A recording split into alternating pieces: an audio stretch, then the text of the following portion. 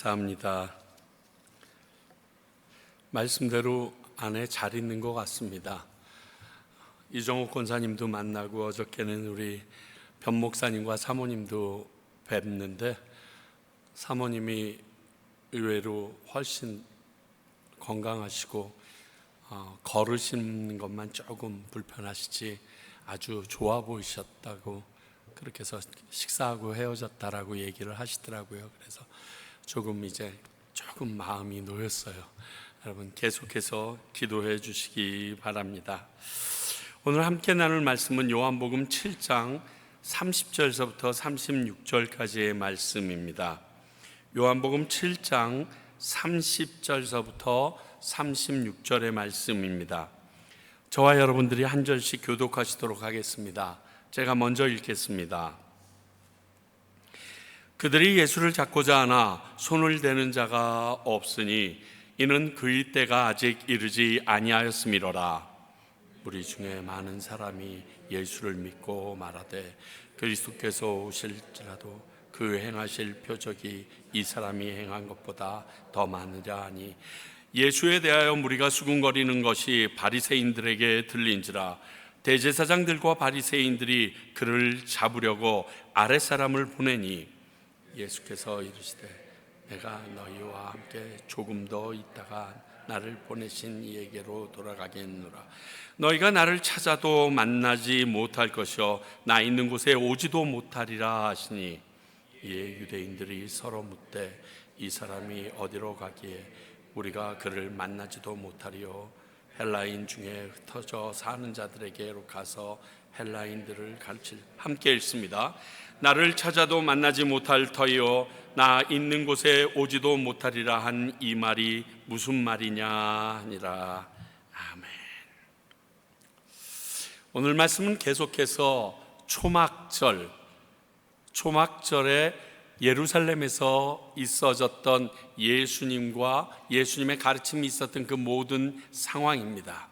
정확하게 얘기하면 이 초막절보다 약 6개월 뒤에 있을 유월절에 예수님께서는 십자가에 달려 돌아가시는 사건이 있는데, 그 사건이 있기 6개월 전에 초막절에 예루살렘에서 있었던 사건이 지금 지속되어지고 있습니다. 오늘 말씀을 살펴보면서 여러 가지 내용들이 굉장히 많았는데 제 마음을 꼭 잡는 것이 또 시간이라는 것이었습니다.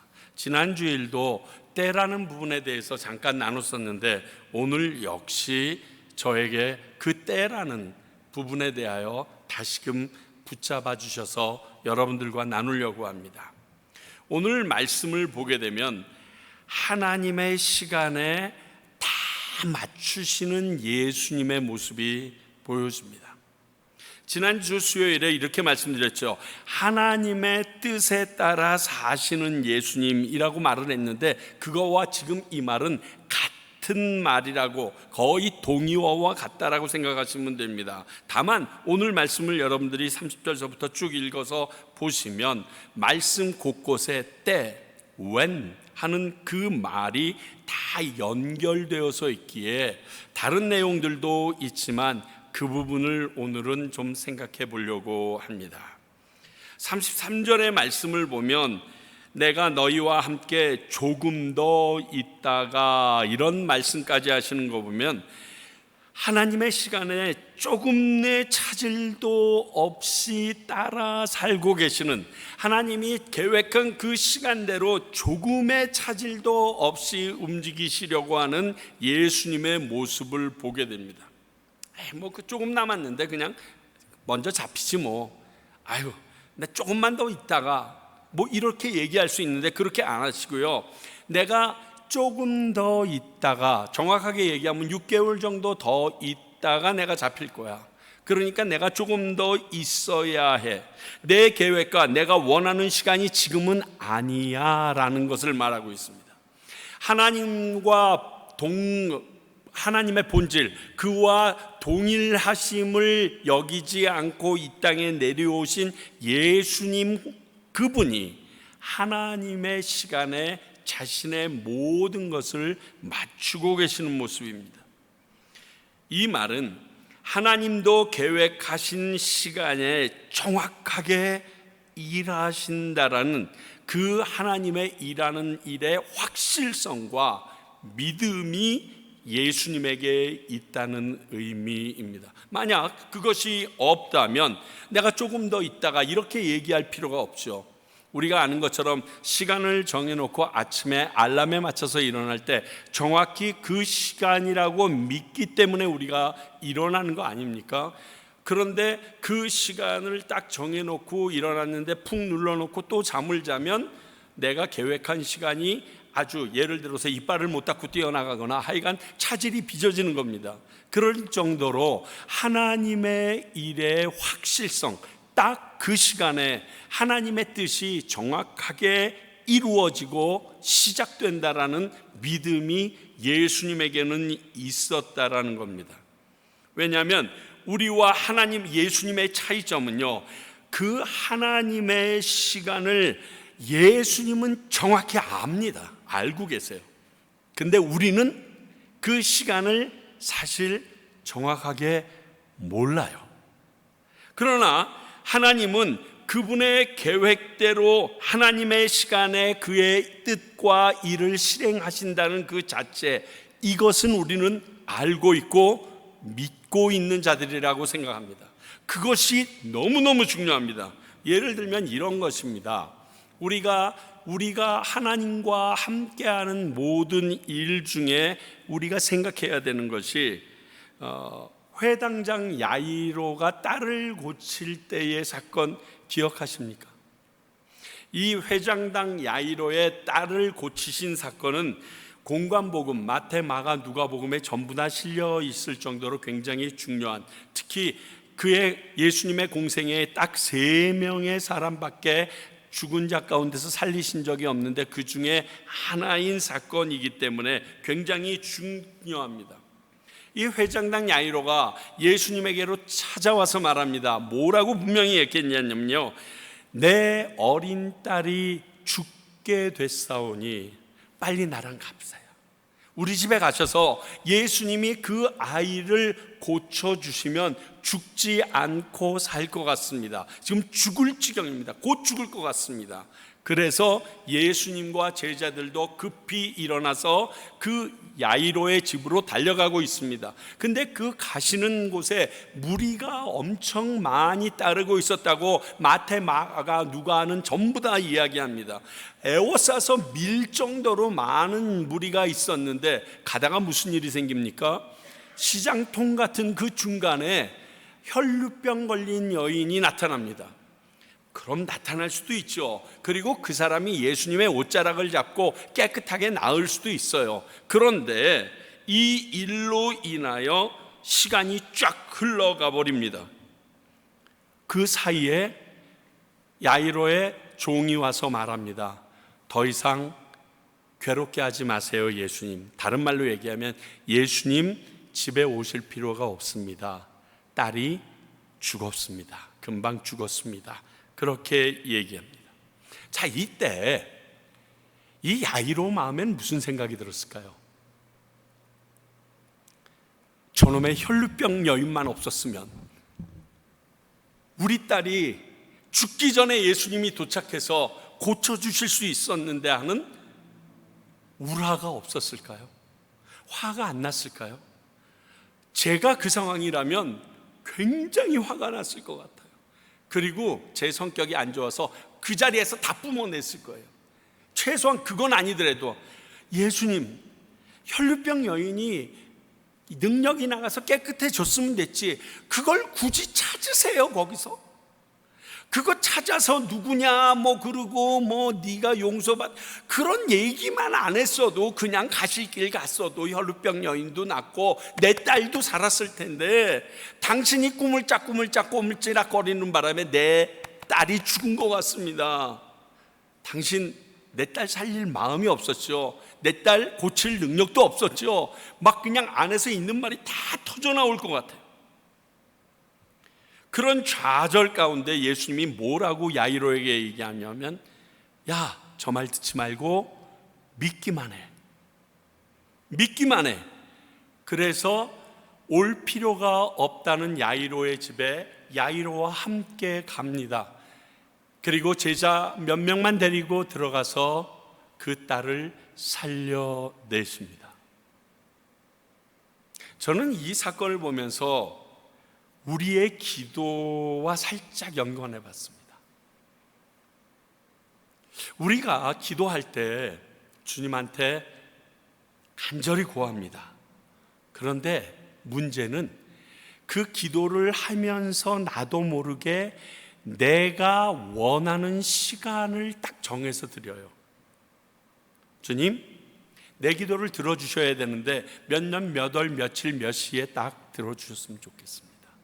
그리고 들어주시되 맥시마이저는 여기, 미니멈은 여기 딱 정해드리고 이 안에서 최소한 해결은 해주셔야지 제가 당신에게 기도한 게 응답됐다라고 나는 생각할 것 같아요 라고 주님에게 내가 통보를 해버립니다. 우리는 왜 하나님께서 내게 그 상황과 그 일을 허락하셨는지 생각하지 못하고 내 것만 확인받는데 그 시간을 따지고 그 시간에 이루어지기만을 급급해하는지 참 아쉽습니다.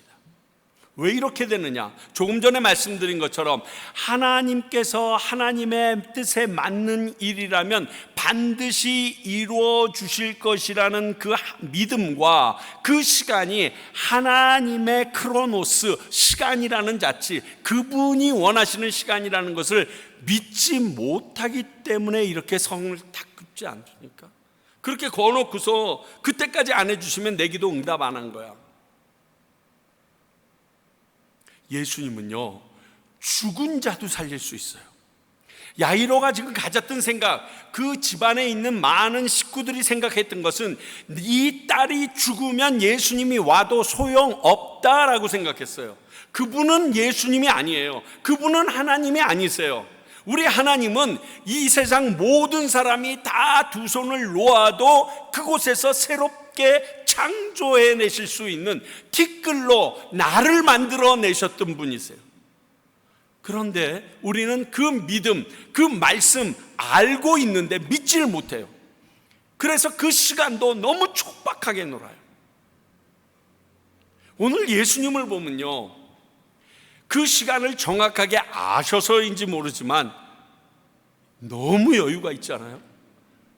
지금 예수님을 잡으려고 제사장들과 바리새인, 나중에 또 나오겠지만 이 두 파는, 바리새인들은 보통 사독파, 사두개파고 바리새인들은 파리사이, 바리새인들 절대로 하나 될 수 없는, 영적으로나 신학적으로 절대로 하나 될 수 없는 사람이 작당을 하여서 예수님을 잡아 지금 죽이려고 오고 있는데 신경 안 쓰세요. 왜? 지금 때가 아니거든. 때가 되면 니들이 나를 잡으러 안 와도 내가 가. 니네들 손이 아니어도 하나님께서 나로 하여금 그 일을 치르게 하셔.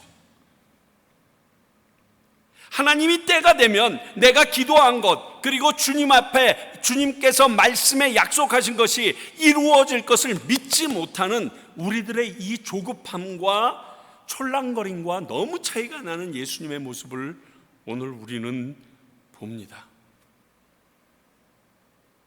우리가 하나님의 시간이 가장 완전하고 옳다는 믿음이 있다면 그 시간도 하나님께 맡길 수 있어야 돼요. 기다리는 것뿐만이 아니라 야 지금이야, 그래도 벌떡 일어나서 시작해야 돼요. 그러면 야이로의 딸의 부활을 경험하게 되는 것입니다. 딸의 죽음을 전한 하인들처럼 포기하고 멈추면 안 됩니다. 하나님의 시간에 하나님의 일을 이루시기 때문에 그렇습니다. 오늘 예수님은 또다시 우리들에게 하나님의 계획과 그 시간을 나에게 맡기고 너는 믿고 있기만 하면 된다라는 말씀을 거듭해 주고 계십니다. 이런 차원에서 볼 때 감히 이렇게 말할까요? 예수님을 죽게 하신 분도 하나님이다. 이건 신학적으로 약간 이건 뭐라고 그럴까요? 오해 소지가 있을 수가 있으니까 정확히 말하면요, 예수님을 죽이시기로 정하신 분도 하나님이시고 그를 부활하여서 살리기로 하신 분도 하나님이시다는 사실을 우리는 알고 믿고 있습니다. 그렇죠? 그렇습니다. 예수님이 죽기 위해 이 땅에 보냄을 받은 자라는 게 확실하거든요. 누구에 의하여? 하나님의 뜻에 의하여. 제가 캐롤들을 참 좋아합니다. 캐롤을 들으면 기분이 좋아져서 어떨 때는 막 요즘같이 더운 날도 듣곤 하는데요, 제가 최근에 굉장히 좋아하는 게 전에 우리 성찬식에도 썼던 Mary Did You Know라는 그러한 찬양이야. 마리아, 당신은 알고 있었습니까? 이런 뜻이죠. 그 내용이 이래요. 당신의 어린아기가 언젠가 물 위를 걷는다는 것을 알고 있었습니까? 당신의 어린아이가 우리의 자녀들을 구원할 것이라는 걸 알고 계셨습니까? 당신의 어린아이가 당신을 새롭게 해주기 위하여 이 땅에 오셨다는 것을 알고 있습니까? 당신이 낳은 그 아이가 당신에게 새 생명을 주셨다는 것을 당신은 알고 있었습니까? 맹인에게 광명을 주고 그의 손으로 폭풍을 잠재우고 천사가 밟은 땅을 걸었다는 걸, 당신의 작은 아기에게 당신이 입맞출 때 당신은 하나님에게 입맞추고 있다는 것을 알고 계셨습니까? 이런 내용이에요. 결론적으로는 예수님의 생모로 나오는 마리아에게 묻는 형식으로 당신이 낳은 아들이 그토록 당신 민족과 당신이 기다리던 메시아요 그리스도인 줄을 당신은 알고 계셨습니까? 라는 말입니다. 이 말을 통해서 우리가 알 수 있는 것이 예수님이 어떠한 분이신지, 예수님을 이 땅에 보내신 하나님의 계획이 무엇인지 이 땅에 사는 사람들은 쉬이 알 수 없다라는 사실입니다. 다만 우리가 믿을 수 있는 건 구약의 선지자들을 통하여 메시아를 보낼 터인데 그 메시아가 와서 어떤 일이 있을 거라고 얘기하고 그 메시아가 우리의 그리스도 구세주가 된다라는 그 사실, 그 정도만 알고 있지 너무 막연하게 생각한다는 뜻입니다. 물론 우리 천사가 마리아에게 했던 말이 있기 때문에 마리아는 그 말들을 어렴풋이 이 아이가 하나님의 아들로 우리의 구원자 임마누엘이구나 하는 것 정도는 알고 있었을 것입니다. 그렇지만 하나님은 분명히 알고 계셨던 거예요. 예수님이 자기 목숨을 잃음으로 온 세상의 사람들을 구원할 그리스도이심을, 그것도 언제 어디서 어떻게 죽임을 당할 것도 정확하게 알고 계셨어요. 오늘 이 말씀의 사건으로 우리에게 하나님께서 하나님을 믿는다면 모든 시간과 계획도 나의 뜻에 맞추고 믿으라는 그 음성을 들으실 수 있어야 되고, 들은 정도가 아니라 아멘하고 따를 수 있어야 됩니다. 근데 그게 굉장히 힘들고요, 때론 어렵고 고통스럽기까지 합니다. 진짜 어디까지가 하나님의 뜻인지 모르겠고 막 안에 화가 불처럼 일어날 때도 있어요. 그러나 그 하나님이 온전하시고 그 하나님이 가장 정확하시다는 사실을 믿고 나아가셔야 합니다. 오늘 예수님처럼. 기왕 매를 맞을래도 먼저 맞는 게 나은데 그냥 얘네들이 오늘 잡으면 6개월 좀 땡기시죠. 이게 아니셨어요. 그 6개월 동안 하셔야 될 일이 있었어요. 오늘 말씀 하반부를 보면서 이러한 것도 생각해 봅니다. 언제나 예수님을 믿을 수 있는 게 아니라는 거예요.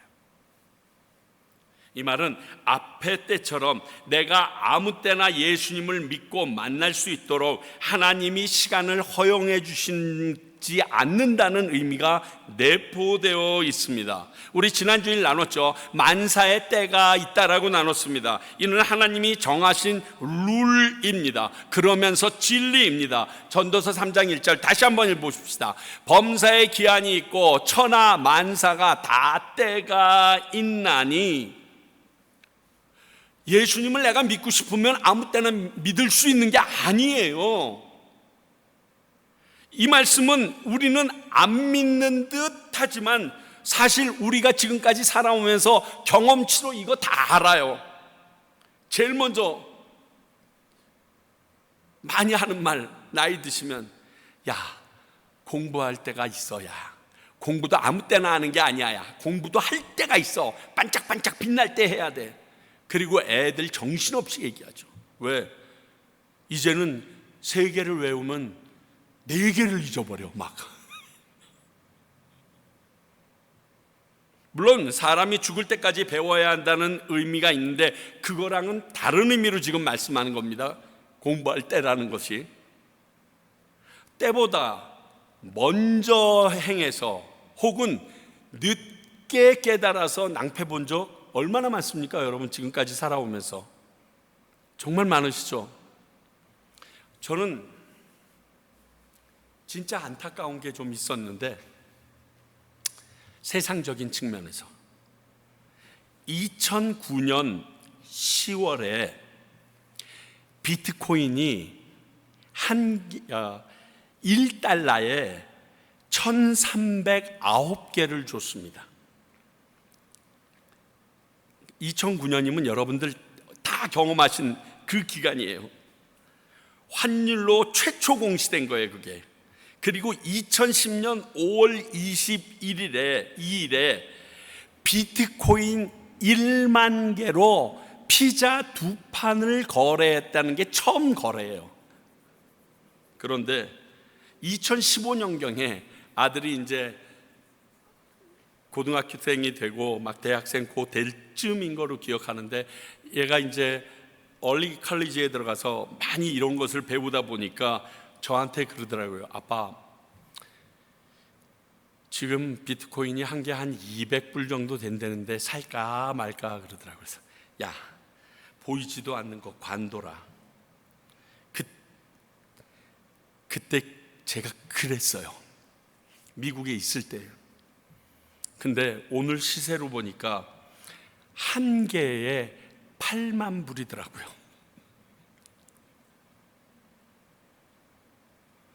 더 기가 막힌 건 공항 갈 때마다 보는데 과테말라 공항에서 비트코인 현금으로 바꿀 수가 있는 머신까지 딱 들어와 있어요. 이렇게 우리가 살면서 그 때를 놓쳐서 안타까울 때 여러분 없으셨어요? 또 기다리지 못해서 억울한 일을 겪은 적이 얼마나 됩니까? 조금만 더 기다렸으면, 조금만 더 그곳에 있었으면 그때 터져 나왔을 텐데 그걸 못 참아가지고 두 경우 다 비슷하지 않습니까? 그러나 오늘 예수님이 말씀하신 이 때라는 것은 이 세상 모든 사람의 인생 가운데 가장 중요한 때임을 제가 감히 얘기합니다. 비트코인 1000개, 10,000개랑도 바꿀 수 없는 가장 중요한 때가 예수님을 믿을 때입니다. 그렇습니다. 예수님을 만날 때가 있습니다. 이 말은 예수님을 찾아도 만날 수 없을 때가 있다는 말과 동일한 말입니다. 오늘 그렇게 얘기하셨잖아요. 22절에 다시 말합니다. 조금 더 있다가라는 말씀을 보면 아직은 예수님을 말씀을 들을 수 있고 그 말씀을 듣고 구원을 받을 수 있는 시간이라는 뜻이에요. 이사야서 55장 6절, 너희는 여호와를 만날 만한 때에 찾으라. 가까이 계실 때에 그를 부르라. 이게 뭐예요? 여호와가 내가 부를 때 내가 키우는 강아지 마냥 아무 때나 와주지는 않는 거예요. 내가 막 헤매고 찾아도 내가 원한다고 그분이 나를 만나주시거나 그분이 내 옆에 가까이 계시는 게 아니라는 의미가 여기 내포되어 있어요.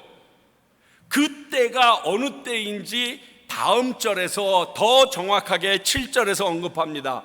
악인은 그의 길을, 불의한 자는 그의 생각을 버리고 여호와께로 돌아오라. 그리하면 그가 긍휼히 여기시리라. 하나님께서 악인과 불의한 자를 긍휼히 여겨주실 때가 있다는 거예요. 우리 하나님께로 돌아오라. 그가 너그럽게 용서하시리라. 그 악인과 불의한 자를 너그럽게 용서해 주실 때가 있다라고 분명히 성경은 우리에게 알려주고 있습니다. 이미 심판이 실행된 이후이거나 인생이 죽은 이후에는 가능성이 없습니다. 그런데 사는 동안에도 이러한 시간이 우리에게 항상 주어지는 게 아니에요. 우리 인생들에게도 이렇게 하나님이 만나 주실 때가 있음을 우리는 알아야 합니다. 바로 오늘이 될 수도 있습니다. 하나님이 일부러 안 만나 주시는 게 아니고 그때 문이 닫혀버리는 거예요. 이건 조금 아닌 것 같은데요. 여러분 생각해 보시면 아주 간단합니다. 자, 우리 구원이 내 노력으로 됐나요? 하나님의 은혜, 선물로 주신 것이에요. 그분이 선물로 우리에게 주실 때, 은혜로 나뉘어 주실 그 때를 그분이 정하는 것이 잘못된 것인가요? 우리가 그분에게 불평불만할 수 있나요? 가끔 가다가 어떤 분에게 선물을 준비해 가지고 왔는데 그 주일 교회 안 나오세요. 그런데 어떤 분이 떨거덕 나타나서 할 수 없이 그분이 너무 좀 간절해 보이길래 그분에게 먼저 줘버릴 때가 있어요. 근데 그 다음 주일날 그분이 나와요. 근데 나 더 이상 그게 없어. 인간인 마음에서는 그래요. 인간인 측면에서는 주님께서는 무수히 주실 수 있지만 주님께서 자신의 때를 정하셨어요. 우리 이걸 알아야 돼요. 그것에 대해서 우리가 불평이나 불만할 수 없고 항거할 수 없다는 겁니다. 분명 그 시간은 누구에게나 공평하게 주어졌을 것이기 때문에 그렇습니다. 그분이 얘네들에게는 박하게 하고 얘네들에게는 내가 이기기 위해서 그러실 분이 아니세요. 우리 하나님은. 오늘 예수님의 말씀이 그렇게 말하고 있습니다. 야, 그때 되면 나 찾아도 못 찾고 나 있는 곳에 올 수도 없어. 못 알아들어요. 당연히요. 그리고 그 현장에 임했을 때 깨닫죠. 근데 그때는 이미 늦었어요. 여러분, 이 말씀을 이렇게 적용해도 가능합니다. 그러면 예수님을 전할 때가 있다라는 의미예요. 아무 때나 전할 수 있는 게 아니에요. 우리가 예수님을 전할 수 없을 때도 있다라는 겁니다. 특히 내가 작정한 특정한 사람에게 대해서도 마찬가지예요. 내가 그 사람이 항상 옆에 있을 거라고 생각하고 항상 전할 거라고 얘기하는데 그렇지 않다는 거예요. 하나님께서 내가 말씀을 전할 수 있는 그 시간을 주실 때가 있다는 거예요. 예전에 한국에서 생활할 때 어떨 때는 차를 몰고 가는 게 너무 힘들어서 이제 좌석버스라고 있잖아요. 한국에는 그걸 타고 갈 때가 있어요. 아니면 차를 가지고 지방에 내려가서 강의하는 게 너무 힘들어서 고속버스를 타고 갈 때가 있어요. 그런데 요즘에는 고속버스 보니까 이렇게 혼자서 갈 수 있는 자리도 있습니다. 근데 그때는 다 좋은 것도 두 개씩 있었어. 자리가 좌석 버스도 혼자 앉는 데는 경로석이나 우리 임산부석 뭐 이렇게 되어 있어요. 그래서 뒤에 두 자리씩 앉는데 앞에 한두 개밖에 없고 나머지는 다 두 사람씩 앉아야 되는데, 딱 앉으면 제일 먼저 하고 싶은 게 좀 쉬고 싶어요. 자고 싶어. 그런데 꼭 누가 옆에 와서 앉네. 그런데 그때가 이때인지 모르잖아요. 여러분, 사도 바울이 뭐라고 디모데에게 말합니까? 영적인 아들, 너는 말씀을 전파하라. 때를 얻든지 못 얻든지 항상 힘쓰라. 이 사람 오늘 하나님이 나 때문에 여기 앉히셨나?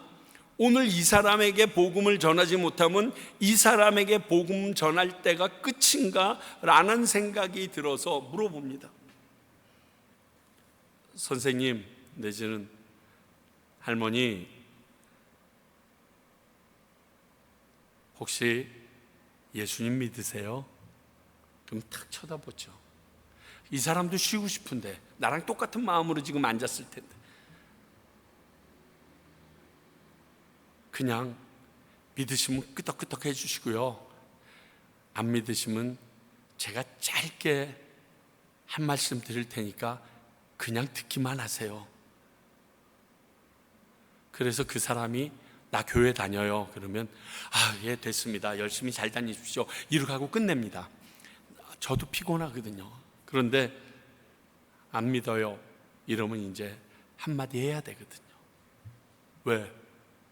하나님이 내게 그때 이 영혼에게 말씀을 전해야 될 때라고 주셨다라고 믿어야 되기 때문에. 왜? 이 사람이 여기에 서울 시내에서 좌석 버스를 타서 예수 안 믿는 사람이 내 옆에 앉아 있을 퍼센테이지를 생각하면 이거 해봐야 될 일이거든요. 뭐 싸대기를 맞더라도, 일어나서 옆자리로 옮기더라도 해봐야 될 얘기거든요. 그러나 뭐 제가 워낙 좀 기름에 싹 빠졌다 나온 듯이 해서 그때도 아주 매끈하게 하고 다녀서 별로 사람들이 거부감은 안 느꼈어요. 그래서 간단히 전합니다. 그리고 교회 나가겠다고 하시는 분도 있고 이제 한번 생각해 보겠다라고 얘기하시는 분들도 있곤 합니다. 전 개인적으로 그런 때를 놓친 적이 과테말라에 와서 있었어요. 얼마 전에도 그분이 갑자기 꿈속에서 나타나는 바람에 너무 놀라서 벌떡 일어나서 아침까지 잠을 못 자고 진짜 울고 가슴 벌렁벌렁 했던 때가 있어요. 저희 외삼촌이에요. 외삼촌이 오랫동안 교회도 나오셨고 엄청나게 많은 목사님들과 선교사님들 그리고 교회를 그분의 이름으로 지었던 게 한두 채가 아니에요. 그런데 외삼촌은 이거예요.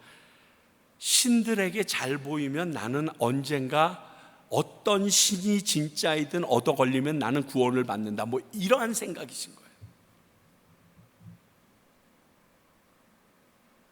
나가면 꼭 한번 내가 복음을 전해야지. 근데 외삼촌은요 그런 말 듣기가 너무 싫어서요, 내가 삼촌은 오늘은 다른 의미가 아니라 야야야 됐다 그리고 저한테 돈 한 움큼 안 켜주고 야야 바쁘니까 가라, 항상 그렇게 쫓겨났어요.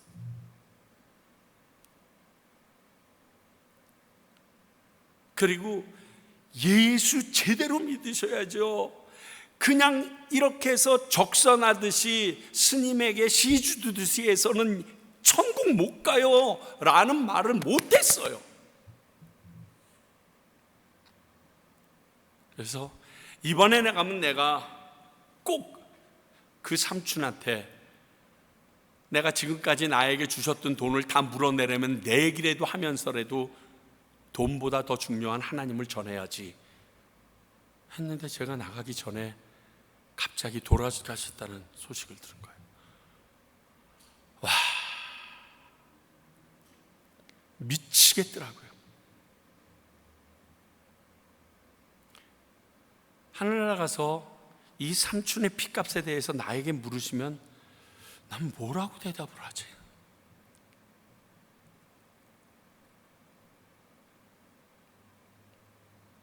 제가 과테말라 왔다는 소리를 듣고서 좀 교회도 어느 정도 안정되고 배부를 만하니까 아주 배가 처불렀구나. 뭐 그따운 데를 찾아가냐. 지가 무슨 한경직 목사라고. 얼마나 저 꾸짖었는지 몰라요. 근데 그게 아니라고 얘기했음에도 불구하고 삼촌은 그 하나님을 왜 전해야 되는지, 왜 믿어야 되는지 아직 몰랐거든요.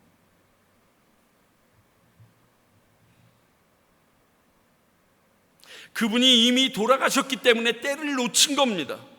목사라면 일부러라도 시간을 내서 가서라도 전했어야 되는데 그걸 제가 못했어요. 제게 주신 그 말씀을 전해야 될 그 때를 책임지지 못했어요. 너무 부끄럽고 창피해요.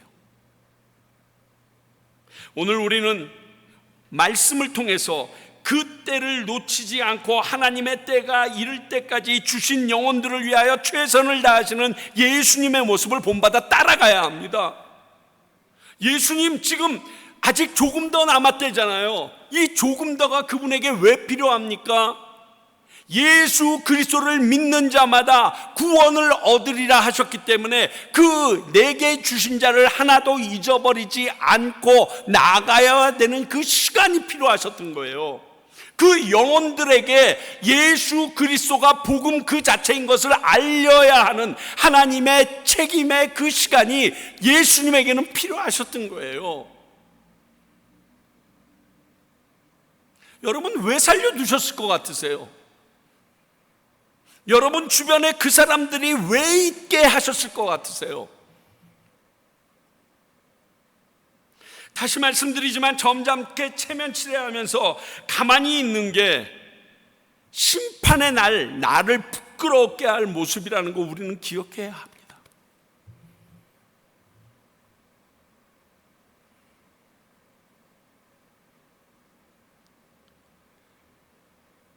우리를 너무 사랑하시기 때문에 우리가 그날 하나님 앞에 나아가서 영광된 면류관 받기를 상 받는 것을 가장 원하시기에 오늘 우리에게 이 말씀 주신 거예요.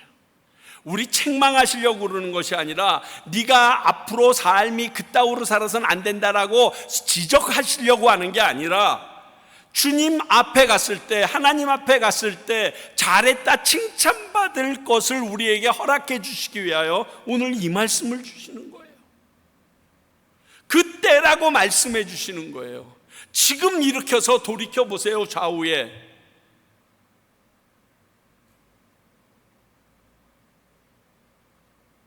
나는 지금 죽어도 구원받아요. 그러나 내게 맡겨진 영혼에 대해서는 걔는 어떻게 하고 왔니? 라고 물으실 것을 생각해야 돼요. 아셔야 돼요. 상관없죠. 나는 천국에 갔으니까. 그러나 너한테 맡긴 영혼은 혹 하나님께서 예수님에게 하신 말씀처럼 잃어버리지 않고 반드시 구원하시리라고 해서 그 친구가 천국에 왔다면 삼촌이 내가 모르는 그 사이에 어떠한 하나님의 사람에게 복음을 제시받고 고백하여 구원을 얻었다면 우리 천국에서 만날 거잖아요. 나는 얼굴 못 볼 것 같아요. 창피하고 미안해서 쭈삣쭈삣 걸릴 것 같아요.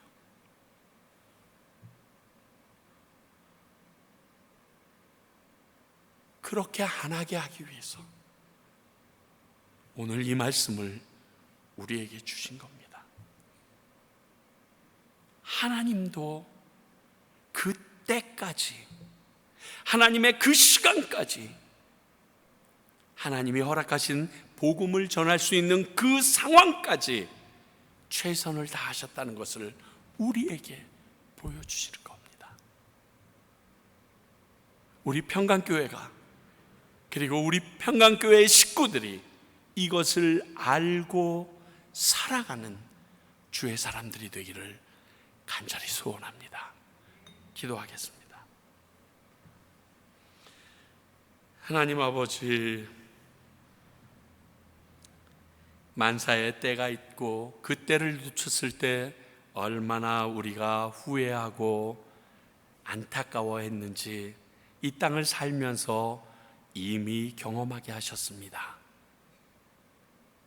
그럼에도 불구하고 하나님께서 내게 허락하신 그 때에 예수 그리스도를 온전히 믿고 그 말씀 위에 섰으며 또 그 말씀을 전하는 증인으로서의 삶을 살았는지도 생각해 봅니다. 끝까지 아버지께서 주신 그 영혼을 놓치지 않으시려 노력하시는 예수님의 모습을 보면서 저희들도 하늘나라에서 주님의 이 모습을 닮아함으로 상급 얻을 수 있는 그러한 주의 백성들 되게 하여 주십시오. 이 평강교회가 30여 년을 이곳에 있었다는 것으로 자랑하는 것이 아니라 그 가운데 하나님께서 맡겨주신 사명을 감당하는 교회가 되었다는 것을 자랑할 수 있는 교회가 되게 주시옵소서. 지금은 우리 주 예수 그리스도의 은혜와 하나님의 크신 사랑과 성령님의 이 말씀이 깨달아지고 마음에 새겨지게 하심이 오늘 예수님처럼 하나님의 때를 믿고 또 내게 주어진 그 때에 내게 허락한 영혼들을 위하여 복음 전하는 주님의 사람들이 되길 원하는 주의 귀한 백성들과 그 일로 세움을 받은 평강교회와 그 일을 위하여 이곳 과테말라까지 와서 복음을 전하는 선교사님들을 위해 이제로부터 영원히 함께 하시기를 간절히 축원하옵나이다. 아멘.